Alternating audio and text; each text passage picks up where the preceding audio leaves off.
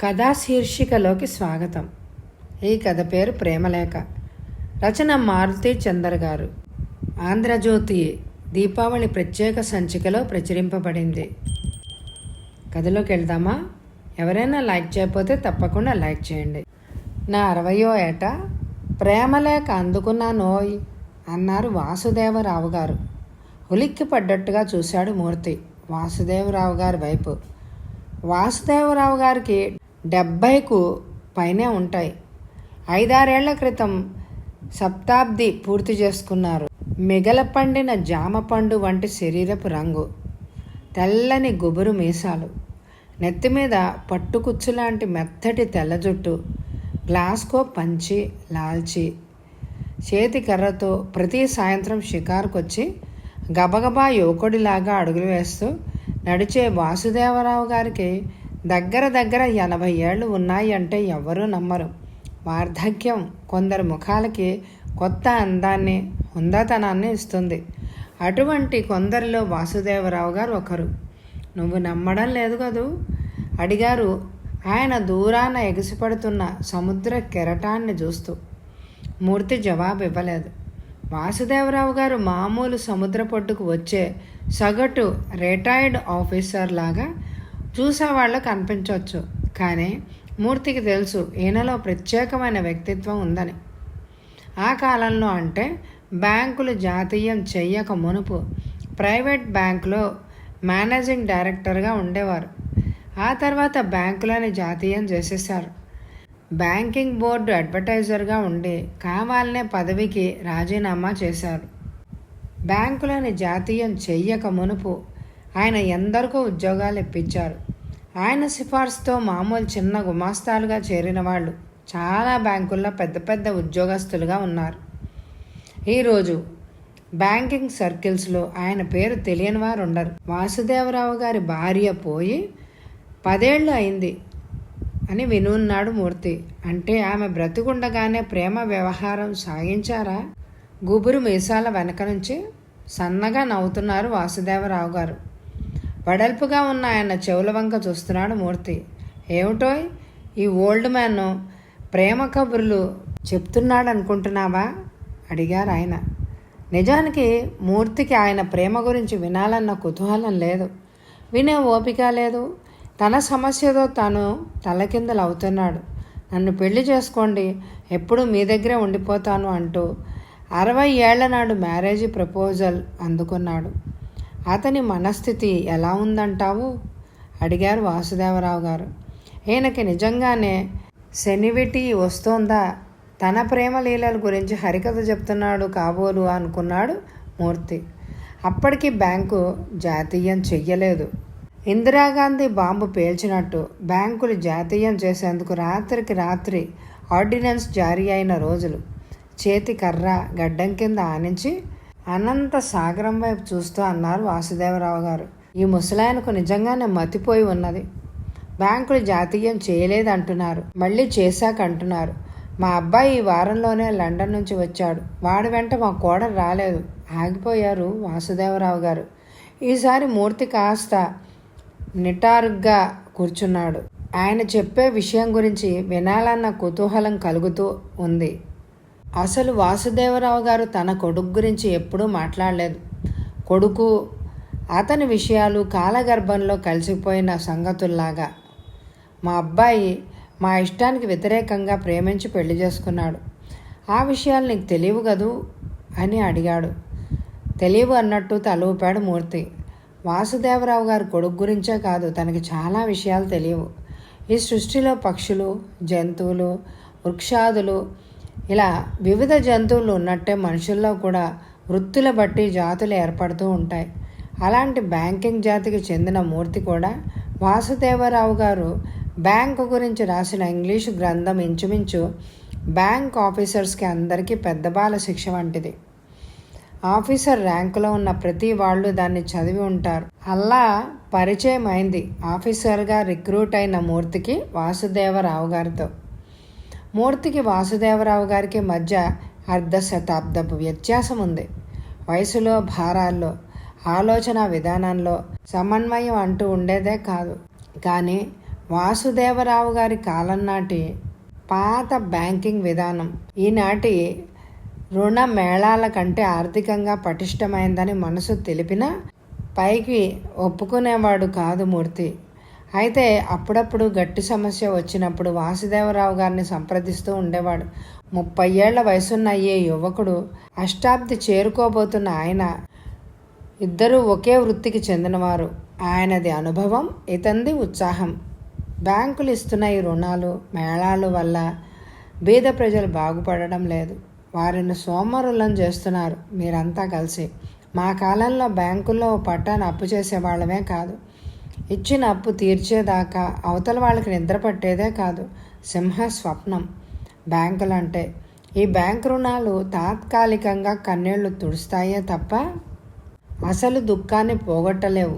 మీరు రుణాలు పంచిపెడుతున్నారే కానీ వాటి వసూలు గురించి పట్టించుకోవడం లేదు అనేవారు వాసుదేవరావు గారు. ఎందుకు చేయడం లేదు? మీ కాలంలో ఏ 10 మంది గొప్పవాళ్ళకో రుణాలు అందేవి. ఇప్పుడు అలా కాదు. ఎక్కువ మంది సామాన్యులకి బీదవారికి రుణాలు ఇచ్చి వారి జీవితాల్ని బాగు చేస్తున్నాం. మీ రోజుల్లో మీరున్న వాళ్ళకి మట్టుకే ఇచ్చేవారు, మేము ఉన్నవాళ్ళకి లేని వాళ్ళకి కూడా ఇస్తున్నాం అని మూర్తి సమాధానం చెప్పేవాడు. ఆ సాయంత్రం మూర్తి మనసు కలవరంగా ఉంది. ఎటూ నిర్ణయించుకోలేని సందిగ్ధంలో పడి కొట్టుకుంటున్నాడు. కూర్చున్న సిమెంట్ బెంచ్కి కొంచెం దూరంలో వాసుదేవరావు గారి కారు. ఆ కారును ఆనుకొని డ్రైవరు చేతులు కట్టుకొని నిల్చున్నాడు. రోజు ఇంటి నుంచి బీచ్ దాకా దాంట్లో వచ్చి బీచ్ ఒడ్డున 1 మైలు దూరం నడిచి బెంచ్ మీద కూర్చుంటారు వాసుదేవరావు గారు. నువ్వు మావడం చూడలేదు కదూ అడిగారు వాసుదేవరావు గారు మళ్ళీ గతంలోకి పడిపోతూ. ఆ ప్రేమలేఖ రాసిన అమ్మాయిని పెళ్ళాడలేదా కొంపదీసి? మావిడ పోయి 10 ఏళ్ళయింది అన్నారాయన నిదానంగా. మూర్తి ఊపిరి పీల్చుకున్నాడు. మా అబ్బాయి లండన్లో ఉన్నప్పుడు తన కొలీగ్ని ప్రేమించి పెళ్లి చేసుకున్నాడు. ఆ పెళ్లి గురించి నేనంత బాధపడలేదు, కానీ మా ఆవిడకు చాలా కష్టం వేసింది. ఆడవాళ్ళు కదా, ఆమెకి ఏం ఆశలు ఉండేవో. ఆశల కంటే ఆ అమ్మాయి తీరు మా ఆవిడకి నచ్చలేదు. ఆ పిల్ల హిందూ అయినా ఎప్పుడు ఇంగ్లాండ్లో పుట్టినట్టే మాట్లాడుతుంది. ఒకప్పుడు 3 రోజుల కంటే అబ్బాయిని మా దగ్గర ఉండనిచ్చేదే కాదు. ఎందుకని? ఇప్పుడు కామన్ అయింది, కానీ ఆ రోజుల్లో ఆడవాళ్ళు స్మోకింగ్ అంటే కాస్త షాకింగ్గా ఉండేది. పోనీ తాను ఈ దేశంలో పుట్టలేదా అంటే ఇక్కడే మహారాష్ట్రలో పుట్టి పెరిగిన అమ్మాయి ప్యాంటు షర్టు వేసుకుని స్మోక్ చేస్తూ తిరుగుతూ ఉండేది అన్నారు ఆయన. మూర్తి ఈ పెద్దాయన పరిస్థితి ఊహించుకునేందుకు ప్రయత్నిస్తున్నాడు. ఒక్క కొడుకు, సిగరెట్లు తాగే మొగరాయుడు వంటి కోడలు. నేను సర్దుకుపోతూ ఉండేవాడిని, కానీ మా ఆవిడ పట్టుదల గల మనిషి. ఓ రకంగా ఆమె మనసు విరిగిపోయింది.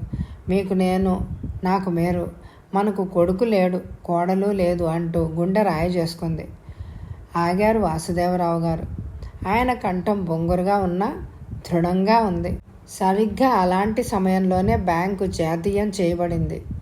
ఇది మాలో చాలామందికి ఇష్టం లేదు. ప్రభుత్వం కల్పించుకుంది అంటే బ్యాంకర్స్లో ఉన్న నిజాయితీ, ఏకాగ్రత దెబ్బతింటాయని మా భయం.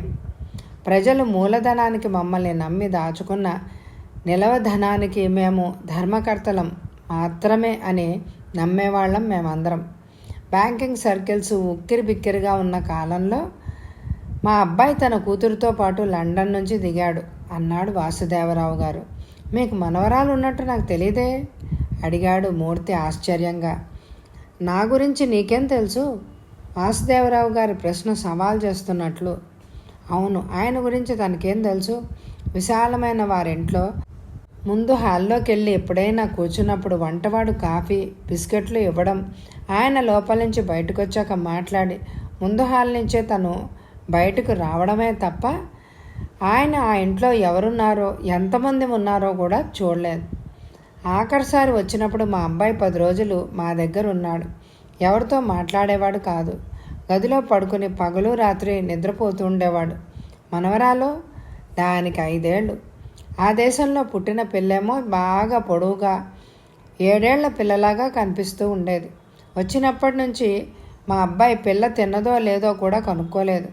మా ఆవిడ మీద వదిలేసి, మీ ఆవిడకు చేరికైందా? లేదు. అంత క్రితం వచ్చినప్పుడు 1-2 సార్లు పిల్లని దగ్గరికి తీస్తే మా కోడలు చిన్నదాన్ని బరబరా తన గదిలోకి లాక్కుపోతూ ఉండేది. మాతో కలవనిచ్చేదే కాదు. ఎందుకని? జలసియా? మావాడు పరరాష్ట్రం అమ్మాయిని పెళ్లి చేసుకున్నాడే కానీ వాడికి అంత అల్ట్రా మోడ్రన్ దృక్పథం లేదు. భార్య అంటే మన భారతీయుల్లాగా ఆలోచించేవాడు. మీ కోడలు మటుకు ఈ దేశపు ఆవిడ కాదా? అవును, కానీ పెళ్ళం కాబట్టి మొగుడు మాట వినాలి. ఇల్లు సంసారం ఇవి చూసుకోవాలి అంటే ఒప్పుకునే తత్వం కాదు. బొంబాయిలో పెరిగి అక్కడ చదువుకున్న అమ్మాయి. ఘర్షణ పడేవారా? మా దాకా ఏం వచ్చేవి కాదు. ఆసారి వచ్చినప్పుడు మట్టుకు వాడు మనవరాల్ని మాతో నెల రోజులు ఉంచుకోమని కోరాడు. మీరు ఒప్పుకోలేదా? మనసులో ఇష్టం లేదు. నేను అలా అనుకోవడం చాలామందికి అసహజంగా అనిపించవచ్చు. మూర్తి అవును అనలేదు, కాదు అనలేదు.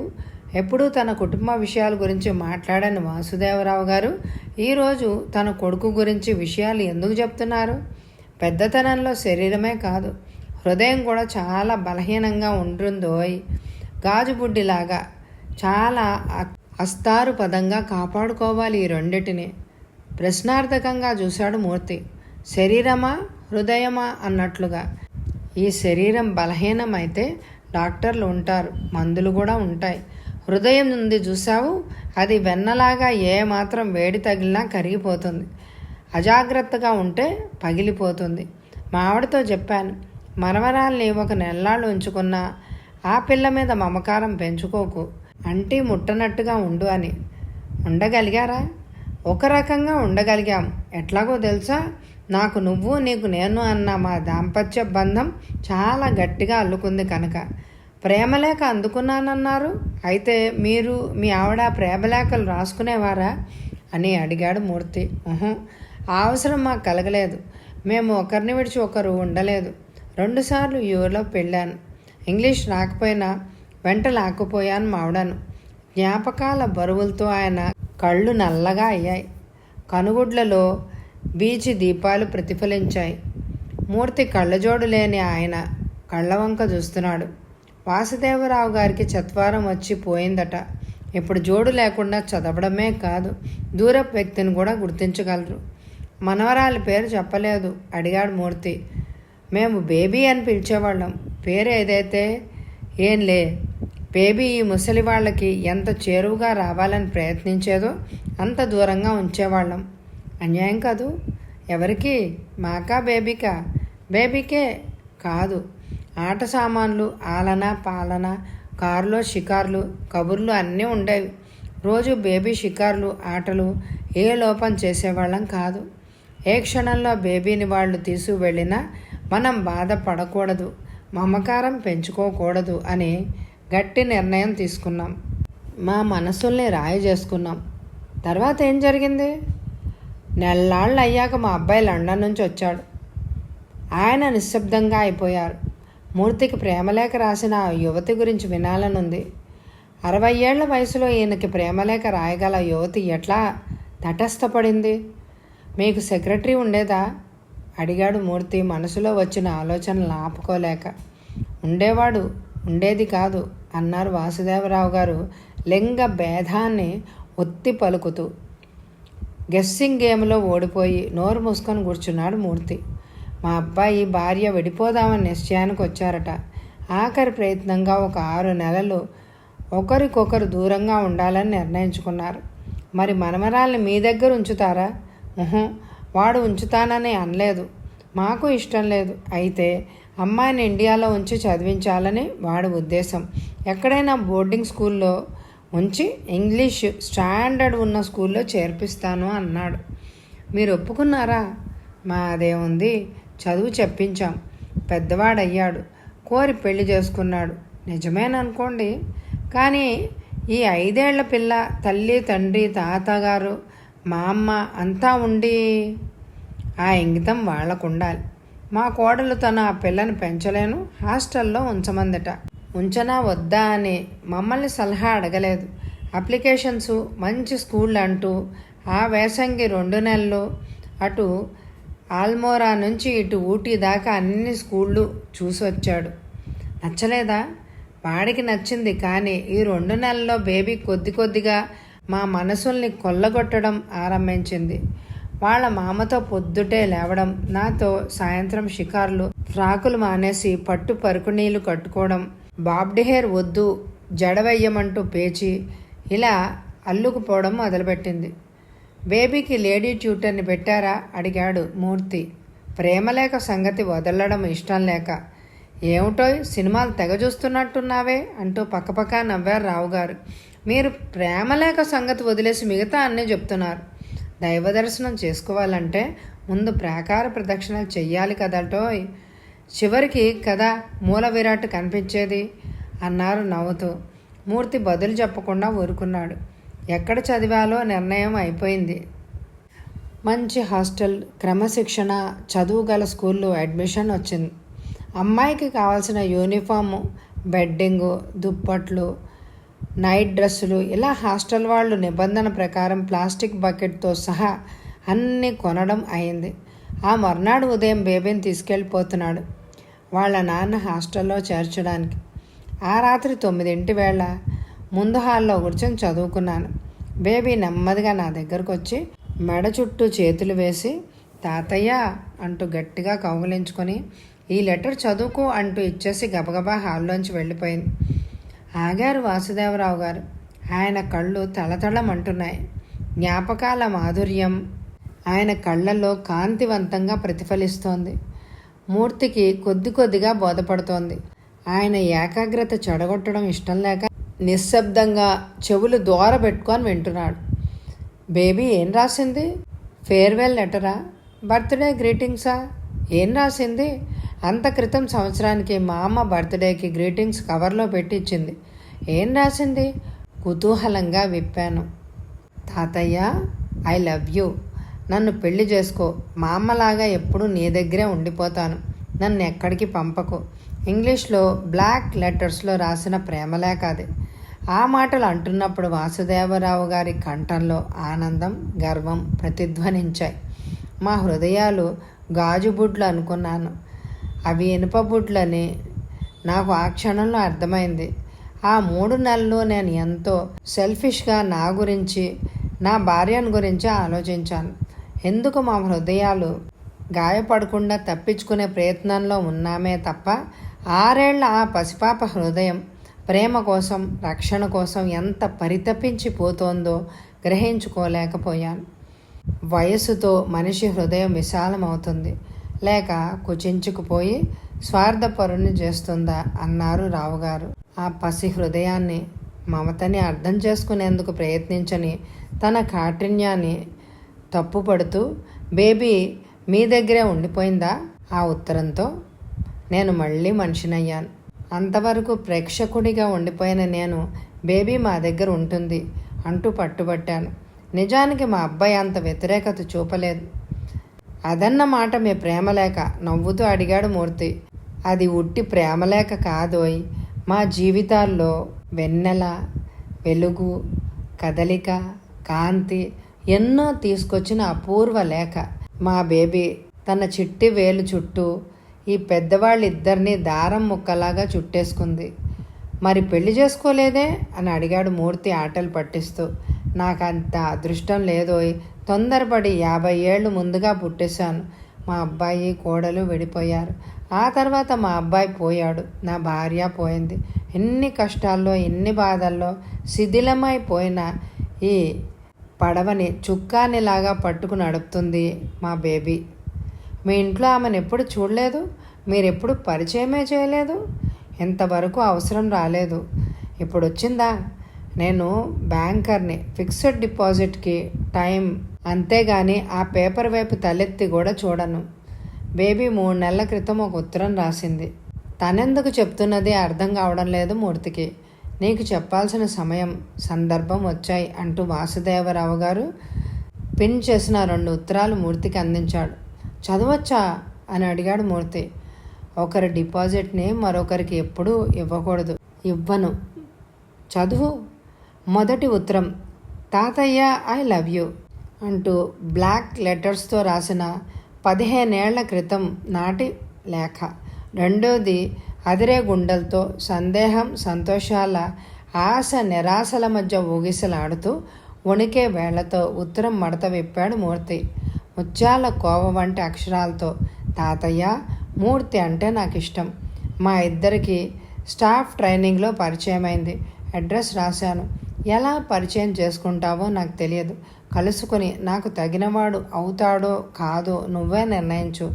నేనెవ్వరో నువ్వు నాకేమవుతావో నేను చెప్పలేదు. సమయం వచ్చినప్పుడు ఎలా చెప్పాలో చెప్పే అవసరం ఉంటుందో ఉండదో ఆ నిర్ణయం నీకే వదిలేస్తున్నాను. రాగిణి. 3 నెలల క్రితం రాసిన ఉత్తరం. మూర్తికి ఏం మాట్లాడాలో ఏం చెప్పాలో కూడా బోధపడకుండా ఉంది. ప్రొబిషన్ ఆఫీసర్స్ ట్రైనింగ్ పీరియడ్లో రాగిణిని కలుసుకోవడం, ఆమె స్థిరమైన అభిప్రాయాలు, వ్యక్తిత్వం, రూపం కళ్ళ ముందు గిరగిరా తిరుగుతున్నాయి. మా బేబీని చేసుకున్నవాడు సుఖపడతాడు. దానికి ప్రేమించడమే కాదు, ప్రేమించిన వ్యక్తిని పై అంతస్తులపై కూర్చోపెట్టగల హృదయం కూడా ఉంది అన్నారు వాసుదేవరావు గారు. 3 నెలలుగా మీతో పరిచయమై రాగిణి మీ మనవరాలను తెలుసుకోలేకపోయినా నా అమాయకత్వానికి నాకే సిగ్గుగా ఉంది. నువ్వు కొద్దిగా కూడా గెస్ చేయలేకపోయావా? మీ మాటలు, మీ కబుర్లు నన్ను కట్టివేస్తూ ఉండేవి. ఎక్కడో విన్నాను అని అనిపించేవి, కానీ గ్రహించలేకపోయాను అన్నాడు మూర్తి. అయితే ఈరోజు ఫోన్ చేసి చెప్తాను, గ్రీన్ సిగ్నల్ ఇచ్చినట్టుగా అన్నారు వాసుదేవరావు గారు సంతోషంగా. ప్రేమలేక మీకును పెళ్ళి నాతోనా అని ఒక చిన్న విసురుదామనుకుని మళ్ళీ నాలికి కొరుక్కుని ఓడిపోయానా గెలిచానా అన్న సందిగ్ధంలో పడి ఎటూ నిర్ణయించుకోక మునిపే ఆయన వెంట కారులోకి ఎక్కడం, కారు కదలడం రెండూ జరిగిపోయాయి. కథ సమాప్తం. ఈ కథ మీ అందరికీ నచ్చిందనే అనుకుంటున్నాను. తప్పకుండా మరి లైక్ చేయండి. మీ అమూల్యమైన అభిప్రాయాన్ని కామెంట్ ద్వారా తెలియచేయండి. Thank you very much my dear friends.